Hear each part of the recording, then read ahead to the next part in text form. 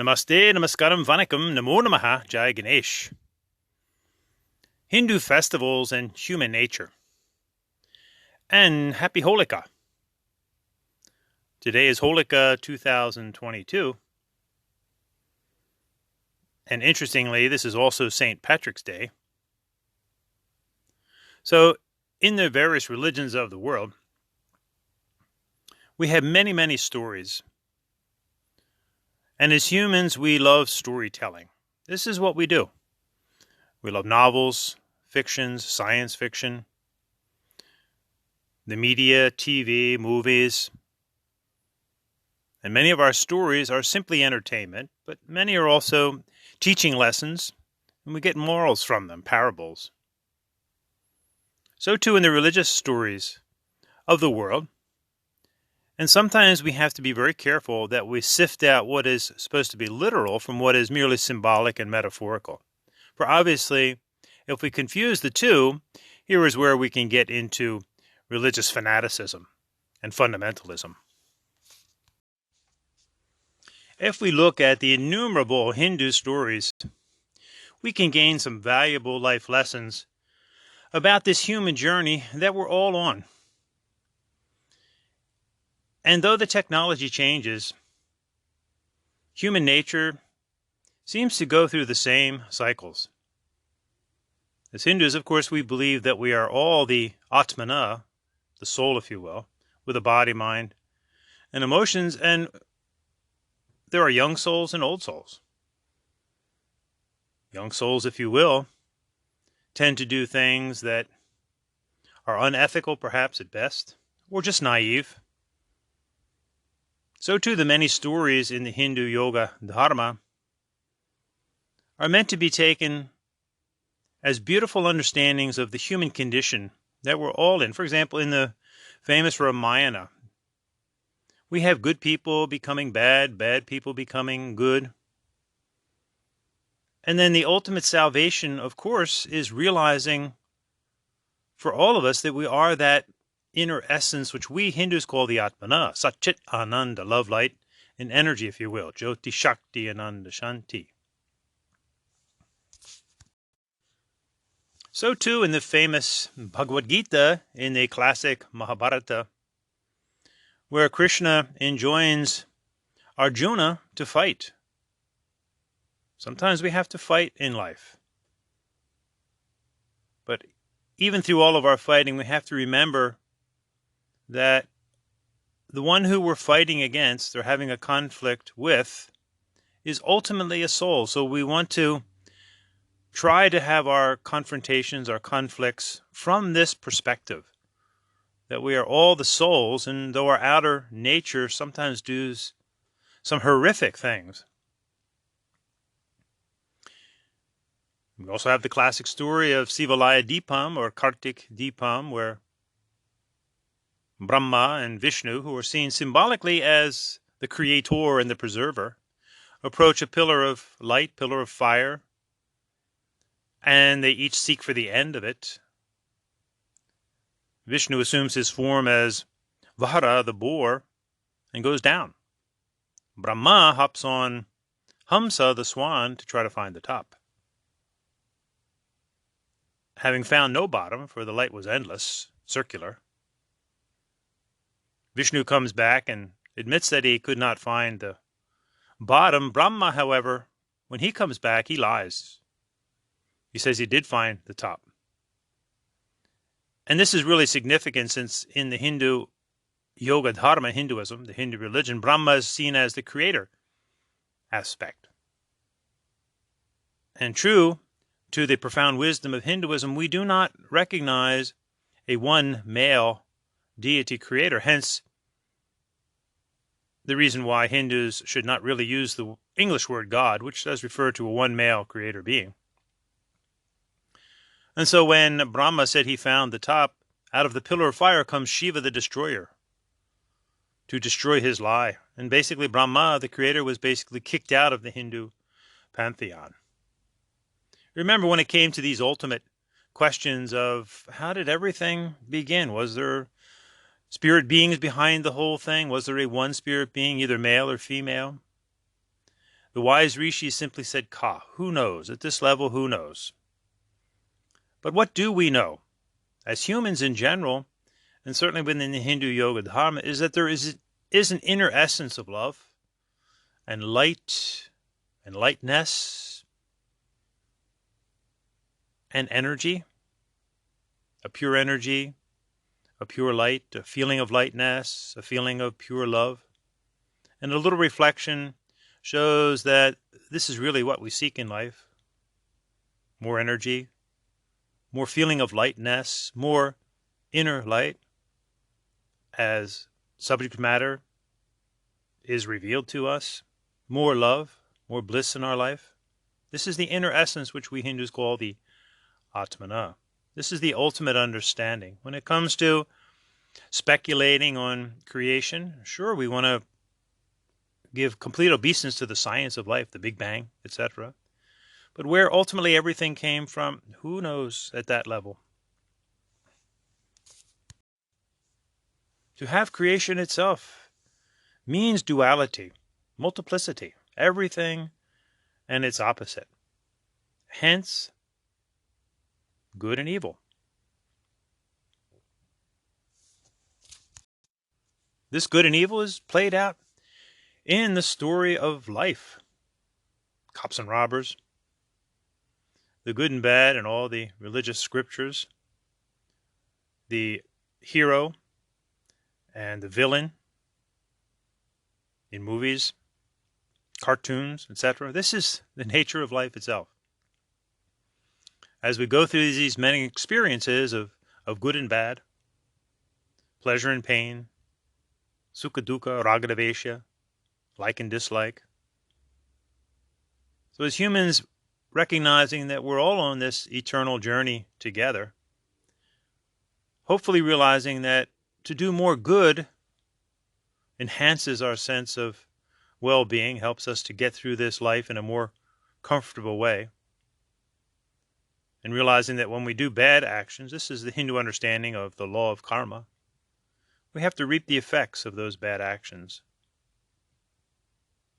And this is where all the religious stories come in, where we try to seek that which is good. Now, in the monotheistic religions, they are really stuck on the patriarchy. So God is, of course, a man, a one male creator being, but so too is the devil, a man. Now, in Hinduism, we recognize that life is male and female. This is how creation happens, obviously. So everybody gets a chance in this world and in the inner worlds, the spirit realms. So we have good and bad, male and female spirit beings, such as Shiva and Vishnu and Krishna and Ganesha and Hanuman and Krishna and Durga and Lakshmi and Saraswati, Parvati, female, goodness on the spirit plane. But we also recognize that on the negative plane, if you will, or the evil plane, it can be male or female. So we have the evil Ravana from the Ramayana. We have Taraka, an evil demon. And also we have female demonesses, if you will. Holika, Putana. So on this Holika festival, it also ushers in the spring season of hope. This starts another cycle of karma yoga, ethics and selfless service. As Mother Nature comes alive once again, in a sense serving humanity as it blossoms forth. So Holika was the sister of an evil man, a evil king named Hiranyakasipu. And to show the relevance of the ongoing human drama, Hiranyakasipu gained a boon of invincibility, so he thought, that he could neither be killed during the day or during the night, neither inside or outside of a dwelling, neither by man nor by beast. Power hungry. How relevant is this to what's going on at this very moment in 2022 with the invasion of Ukraine? We have one evil man, Putin. And isn't this interesting that Holika is also known as Putana? Putan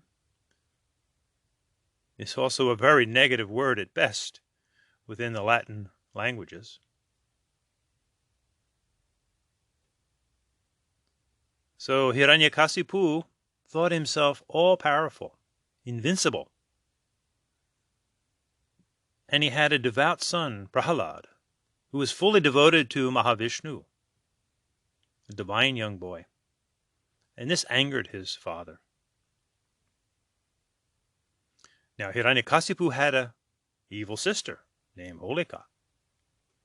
And she too thought she had gained a boon of invincibility that even fire could not burn her up. So angry was Hiranyakasipu with his devout son that he devised a plan with his evil sister to rid himself of this problem son. So Holika convinced Prahalad to sit with her, and around her an all-consuming fire. And, ironically, Prahalad walked out of the fire while Holika, who thought she was invincible, was burnt up in the fire. And on this day of Holi, and this is spelled Holi, effigies are often made of the demoness Holika, burning her up. And this festival is also called Paghwa, the rite of spring, when people dance around gaily, put colors all over their face, sprinkle abhir, bringing in the joy and the innocence of a new beginning, a new spring, as the evil demoness has now been defeated. Holy ho, holy ho.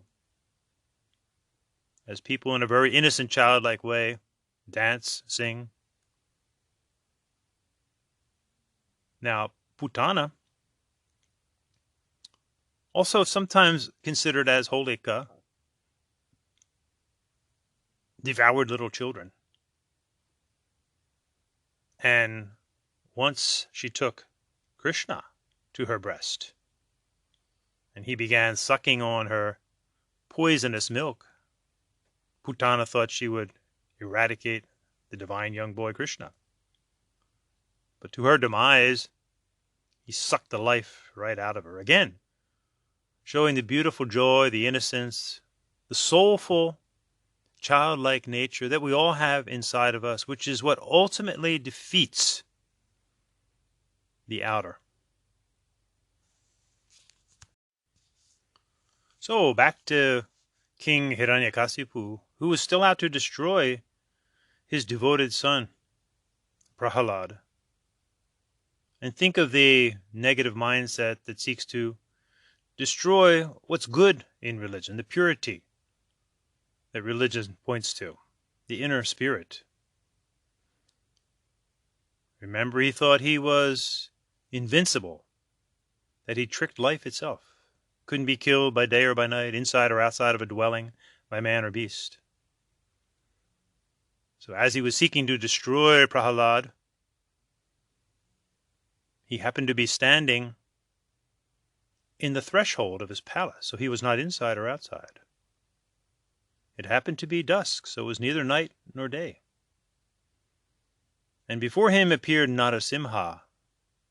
Mahavishnu took the form of half lion, half beast, half man. So he was neither full beast nor full man. And he destroyed Hiranyakasipu. Symbolic of when we think we have been so cunning that we've outwitted life itself. When we are all consumed with greed, anger, lust, power, name, and fame, life itself will show us, put us in our place, if you will. Look at all dictators. Very brash when they're preaching to their choir, but look how many end up. Hitler cringing in a bunker. Saddam Hussein found in a little hole. And presently, who knows what's going to happen with this disastrous situation created basically by one man, Vladimir Putin. But we can rest assured that this duality of life will go on because we are here to learn the vital lessons of what's good and what's not good, what's purity, what's outright evil. And the overriding lesson, which is really what religion is supposed to be about, religio, to link, back to our spirit, our soul, realizing that we are all that inner essence of love, light, and energy, but it's covered over. We've forgotten that. And whatever is manifesting is distorted. Remember, energy can be used for good or bad. Light also can be used to blind someone. And our love can be a very perverted, narcissistic self-love.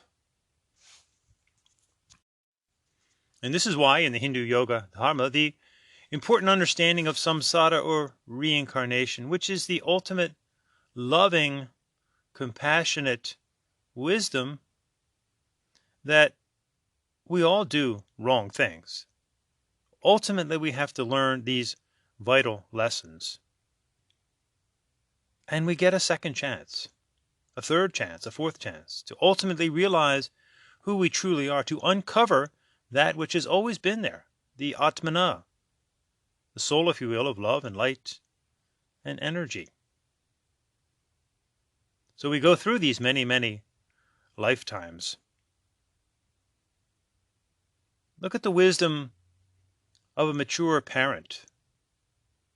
As long as the child admits the wrong, there's always a second chance, a third chance, a fourth chance, because this is life. We're all learning these vital lessons. That's why in the Hindu Yoga Dharma we sing a beautiful bhajan, in this case to Shiva, an Ishtadevata, a chosen deity. To many Hindus, it's not the only one. But like a friend, we choose spirit beings that we most associate with, that has profound meaning for us, but we don't look at it as the one and only one.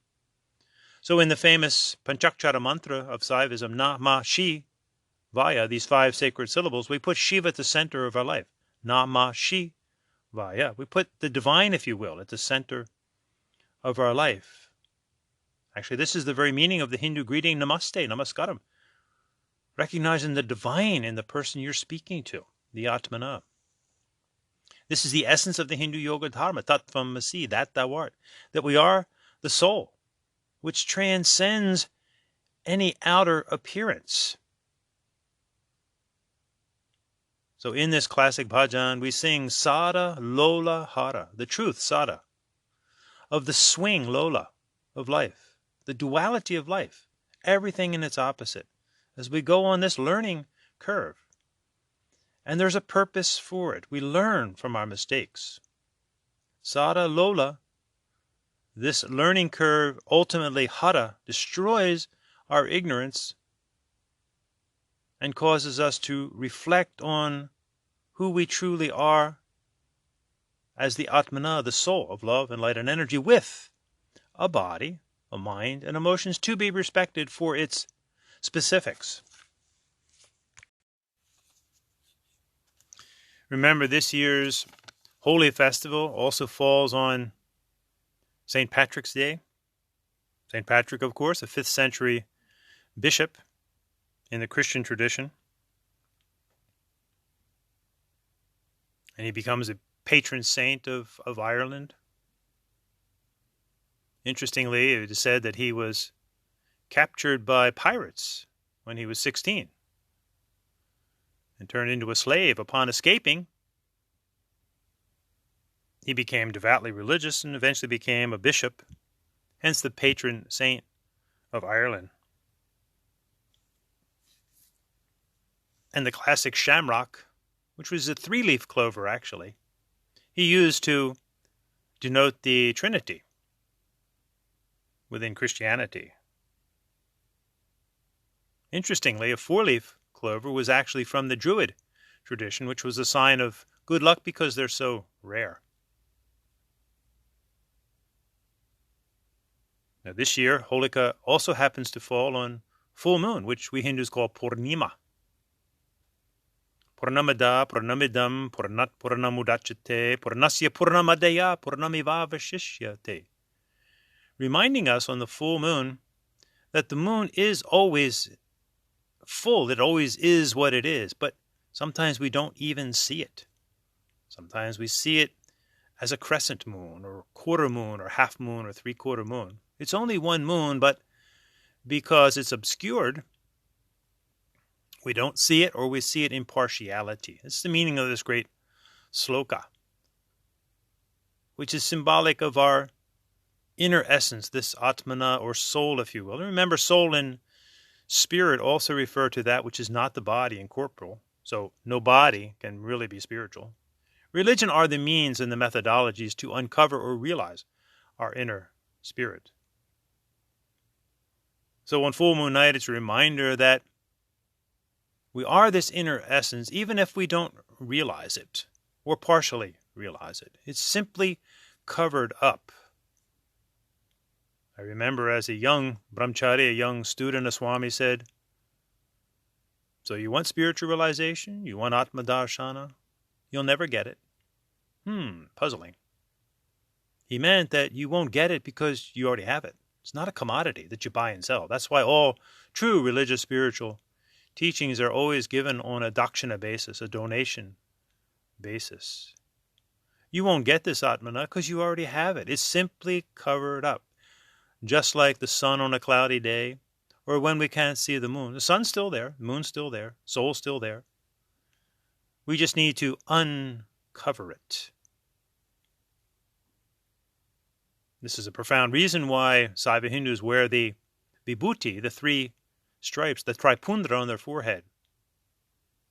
Vibhuti is made from purified cow dung. So literally we're taking the gross BS in our life and refining it into vibhuti, purity, by daily burning up lobha, krodha, kama, greed, anger, and lust. And we help to eradicate this, what we call triple filth, if you will, greed, anger, lust. Greed is eradicated by dana. Be a giving person. And again, this is why in all the religions of the world, giving is emphasized. It's not a business. You don't have to pay to go to church, to go to temple, synagogue, mandir. This is why it's so wrong in today's spurious yoga movement, which has now become a crass business.